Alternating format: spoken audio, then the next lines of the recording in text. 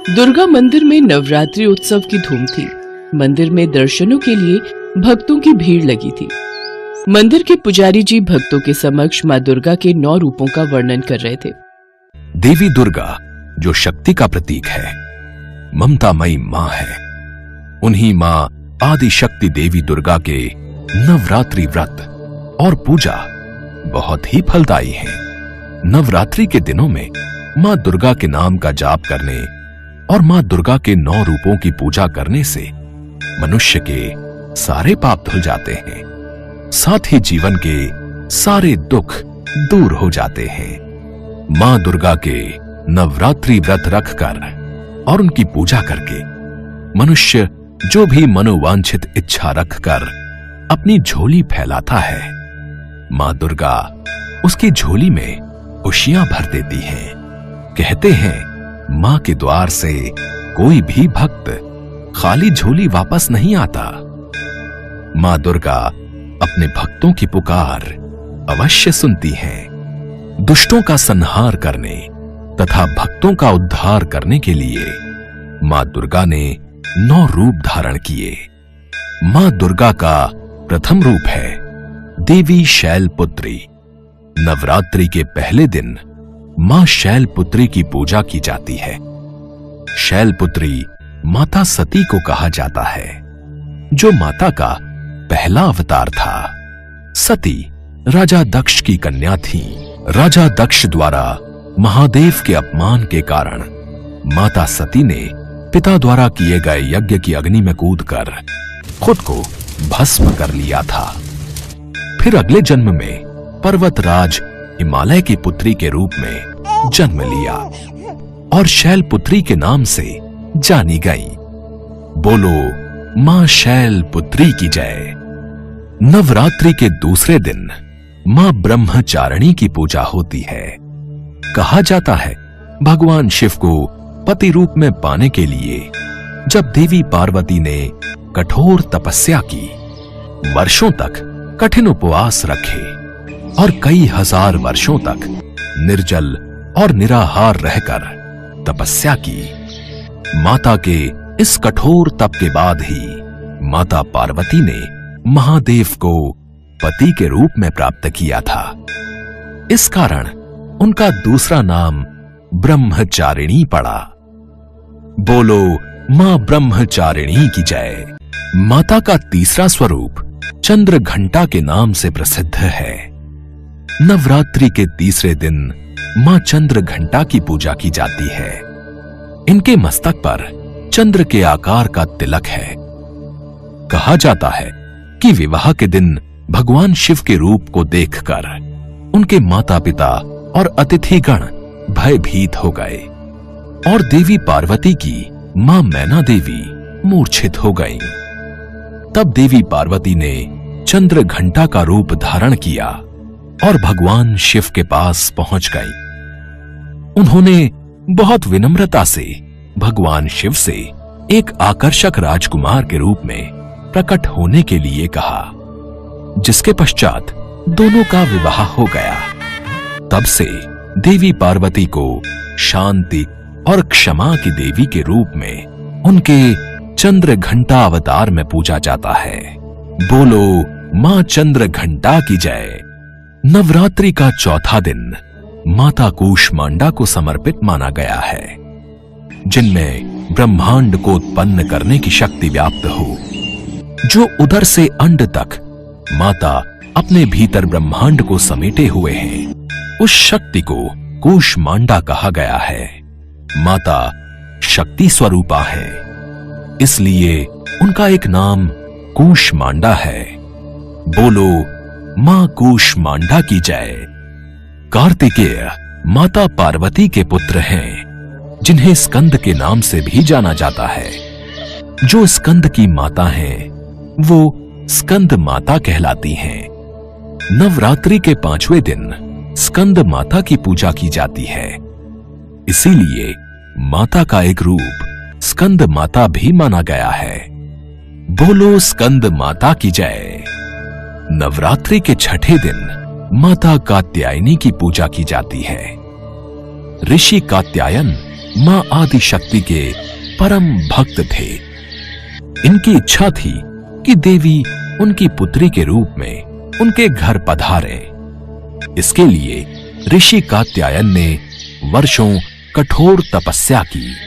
माता ने महर्षि कात्यायन के कठिन तप से प्रसन्न होकर उनके घर में उनकी पुत्री के रूप में जन्म लिया और ऋषि कात्यायन की पुत्री होने के कारण माता मां कात्यायनी कहलाई। बोलो मां कात्यायनी की जय। माता का 7वां स्वरूप देवी कालरात्रि है।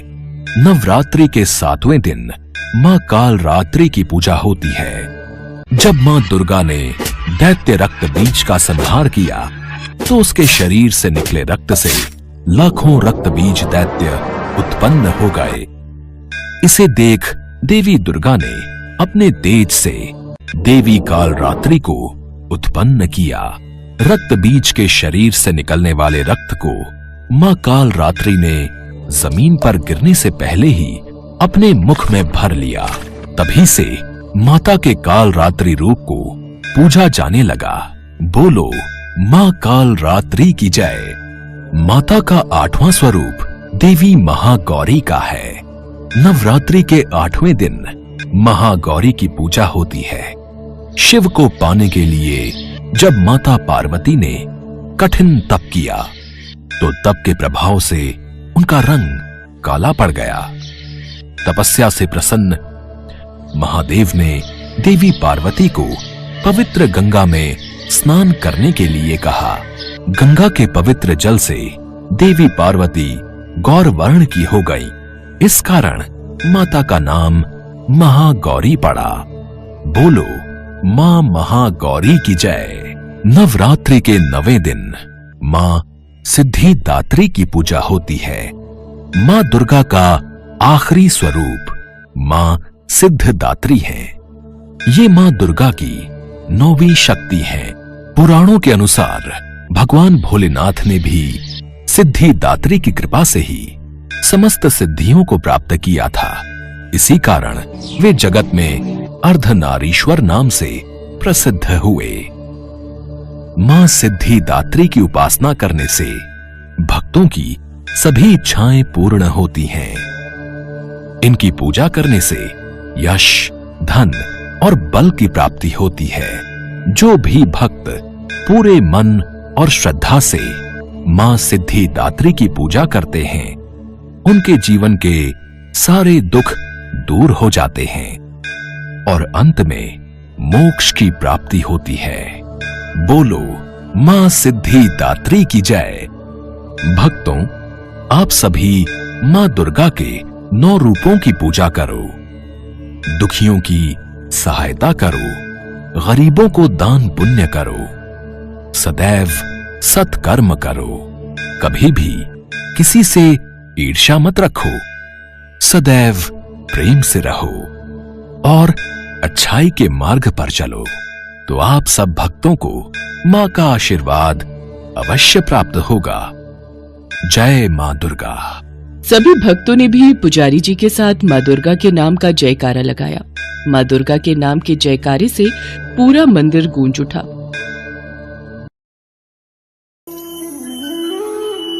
जंगल के किनारे मां काली का एक प्राचीन मंदिर था।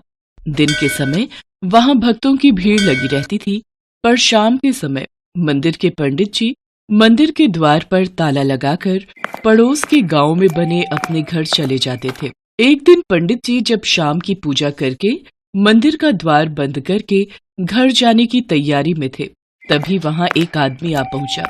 जय मां काली पंडित जी, बस 2 मिनट अगर आप कहें तो मैं मां काली के दर्शन कर लूं। कर लो बेटा, पर जल्दी करना। शाम के समय जंगल के आसपास चोर उचक्के घूमते हैं, इसलिए मैं भी इस समय तक गांव लौट जाता हूं। बस हो गया पंडित जी, मां काली के दर्शन करके धन्य हो गया। अच्छा मैं चलता हूं।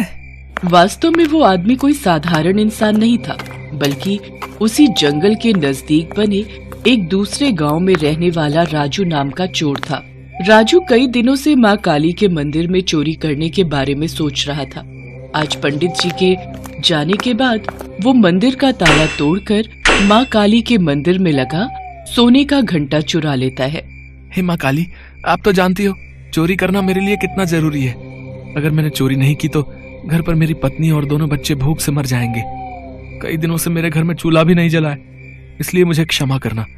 मैं आपके मंदिर से ये सोने का घंटा चुरा कर ले जा रहा हूँ। राजू मंदिर में से घंटा चोरी करके मंदिर के बाहर आ जाता है, पर अचानक उसके दिल में एक आवाज उठती है। नहीं नहीं, मेरा दिल नहीं मान रहा।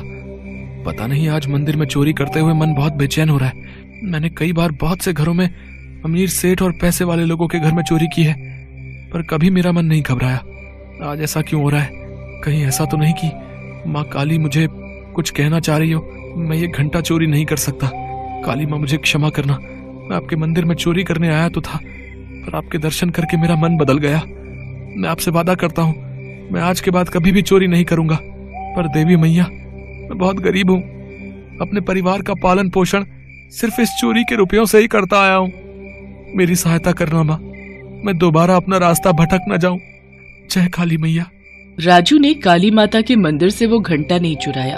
वो खाली हाथ ही घर लौटता है और अपनी पत्नी को सारी बात बताता है। आपको लगता है माँ काली हमारी मदद करेंगी? हाँ सुनीता, मैं जानता हूँ माँ काली बहुत शक्तिशाली है। अगर उन्होंने मेरा हृदय परिवर्तन करके मेरी दिशा बदली है तो वो मेरी दशा भी अवश्य बदल देंगी। मुझे उन पर विश्वास है। कहते हैं भगवान पर विश्वास ही भक्तों को हर मुसीबत में लड़ने की हिम्मत देता है। कुछ दिन तक राजू, उसकी पत्नी और बच्चे सब भूखे सोते रहे। गांव के नजदीक एक नगर में सेठ मोहनलाल अपनी पत्नी के साथ रहते थे। वे भी माँ काली के परम भक्त थे। एक रात सेठ मनोहर लाल जब गहरी निद्रा में सो रहे थे, तब माँ काली ने उन्हें दर्शन दिए। माँ, आपके दर्शन पाकर मैं धन्य हो गया। पुत्र, मैं जानती हूँ कि तुम मेरे परम भक्त हो। मैं तुम्हें एक कार्य देना चाहती हूँ। पास के गांव में राजू नाम का एक गरीब आदमी अपने परिवार के साथ रहता है। तुम्हें उसके पास जाना है और उसकी मदद करनी है, ताकि वो मेहनत करके अपने परिवार का पालन पोषण कर सके। जो आज्ञा माँ। इतना कहते ही माँ काली अंतर ध्यान हो गई। अगले दिन सेठ मनोहर लाल राजू के घर का पता पूछते हुए उसके घर पहुंचता है। राजू, मुझे घर पर काम के लिए एक व्यक्ति की जरूरत है। क्या तुम मेरे घर पर काम करोगे? मैं आपको जानता नहीं सेठ जी, आपको किसने भेजा है? राजू, मैं जानता हूं तुम माँ काली के भक्त हो। वैसे ही मैं भी माँ काली का भक्त हूं। समझ लो, उन्हीं की आज्ञा से मैं तुम्हें लेने आया हूं। राजू समझ जाता है कि हो ना हो माँ काली ने उसकी मदद के लिए सेठ मनोहर लाल को उसके पास भेजा है। सेठ मनोहर लाल राजू के हाथ में खर्चे के लिए कुछ रुपए देते हैं। उसके पश्चात अगले दिन राजू सेठ जी के घर काम पर लग जाता है। राजू सेठ और सेठानी की खूब सेवा करता था। सेठ जी के कोई संतान नहीं थी। सेठ जी और सेठानी दोनों इस दुनिया में अकेले थे। एक बार सेठानी बहुत बीमार पड़ गई, तब राजू ने उनकी बहुत सेवा की। राजू बेटा, तुमने बीमारी के दिनों में मेरी बहुत सेवा की है, बिल्कुल मेरे अपने बच्चे की तरह। तुम्हारे आने से सचमुच हमें बहुत आराम मिल गया है। माँ जी, आपने और सेठ जी ने भी तो मुझ गरीब पर इतने उपकार किए हैं, उनके आगे तो ये कुछ भी नहीं। राजू को सेठ जी के घर काम करते हुए 1 साल बीत जाता है। सेठानी की तबीयत अब खराब रहने लगी थी। एक दिन वो सेठ जी से बोली, सुनो जी, मेरा अब कोई भरोसा नहीं है कि मैं इस दुनिया से कब चली जाऊं, पर मैं इतना जानती हूँ कि मेरे जाने के बाद राजू आपका पूरा ख्याल रखेगा। मेरी इच्छा है कि हम राजू को अपनी जायदाद का वारिस बना दें। वो तो ठीक है, पर तुम ऐसा क्यों सोच रही हो? तुम्हें कुछ नहीं होगा, तुम बिल्कुल ठीक हो जाओगी। पर वक्त को कुछ और मंजूर था। सेठानी दुनिया से चली गई। उनके जाने के बाद सेठ जी उदास रहने लगे, इसलिए राजू कभी कभी अपने दोनों बच्चों को सेठ जी के पास खेलने के लिए ले आता था। बच्चे सारा दिन सेठ जी के साथ खेलते थे। पिंकी बिटिया, बंटी बेटा, देखो मैंने तुम दोनों के लिए कितने सारे खिलौने मंगवाए हैं। सेठ जी, ये दोनों बहुत शैतान हो गए हैं। आप इनके लिए रोजाना कुछ ना कुछ मंगवाते रहते हैं और ये दोनों आपको परेशान करते हैं। चलो बच्चों, अब घर चलो। नहीं बापू, हमें दादाजी के साथ और खेलना है। मुझे भी बापू दादा के साथ खेलना है। बच्चों की मीठी मीठी और कोमल बातें सुनकर सेठ जी की आंखें भर आती हैं और वो राजू से कहते हैं, राजू, तुम सबका साथ पाकर मेरा परिवार पूरा हो गया। सेठानी की इच्छा थी कि हमारी जायदाद के वारिस तुम बनो, और आज मैं सेठानी की इच्छा को पूरा करना चाहता हूं। जब तक मेरी जिंदगी के दिन बचे हैं, मैं तुम सबके साथ गुजारना चाहता हूं। अब से तुम कानूनन मेरे बेटे बनकर इस घर में रहोगे। मैंने वकील साहब को बुलवाकर सारी जायदाद तुम्हारे नाम कर दी है बेटा। सेठ जी, आप ये कैसी बातें कर रहे हैं? मुझे आपसे कुछ भी नहीं चाहिए। आपका इतना प्यार पाकर मुझे सब कुछ मिल गया। मां काली ने आपसे मिलवाकर मेरे जीवन में ढेरों खुशियां दे दी। मुझे कुछ नहीं चाहिए सेठ जी। बेटा, मैं नहीं चाहता कि सेठानी की इच्छा अधूरी रह जाए। क्या तुम सेठानी को अपनी मां नहीं मानते थे? सेठ जी की बातें सुनकर राजू रो पड़ता है। अब राजू अपने परिवार के साथ सेठ जी का बेटा बनकर उनके घर में ही रहने लगा। जिंदगी के आखिरी वक्त में सेठ जी ने बेटा बहू और पोते पोती का सुख देख लिया और इस दुनिया से चले गए। राजू एक बेटे की तरह सेठ जी का अंतिम संस्कार करता है। अपनी मेहनत और ईमानदारी से राजू एक चोर से एक अच्छा इंसान बन गया और आज मां काली की कृपा से उसकी दिशा और दशा दोनों बदल चुकी थी।